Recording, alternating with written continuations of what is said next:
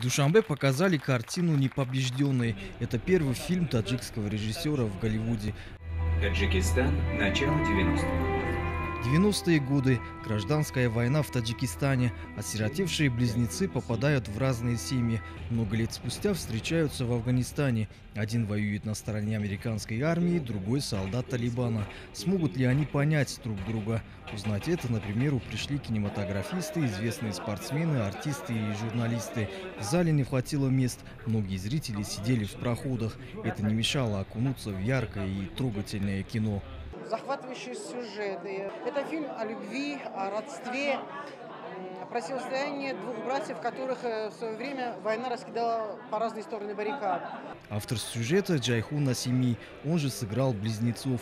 Режиссер и актер долгое время работал в США. Идею фильма ему подсказал отец. Тот рассказывал много историй о том, как гражданская война в Таджикистане разлучала семьи. Кинематографист уверяет, хотя кино сняли по американским стандартам, главная задача – не кассовые сборы. Я очень надеюсь на то, что наши соотечественники полюбят этот фильм.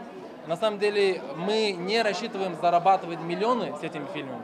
Бюджет фильма составил всего $200 000. Столько в Голливуде обычно стоит один день съемок масштабной картины. Тем не менее, удалось привлечь звезд американского кино Майкла Мэдсона и Джеймса Хонга. Сцены войны с талибами снимали на юге Таджикистана. Задействовали местных жителей. Вообще таджикистанцев в фильме больше других. И на то есть свои причины. Я хочу, чтобы наши соотечественники, молодое поколение знало, что есть возможность пробиться в Голливуде.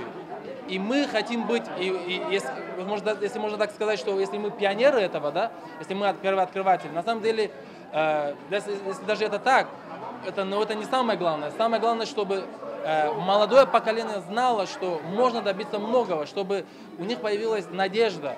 После премьеры в Душанбе картина вернется обратно в США.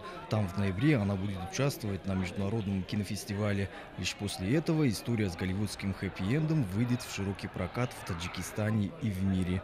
Фируза Марзуда, Бахтиёр Юсупов.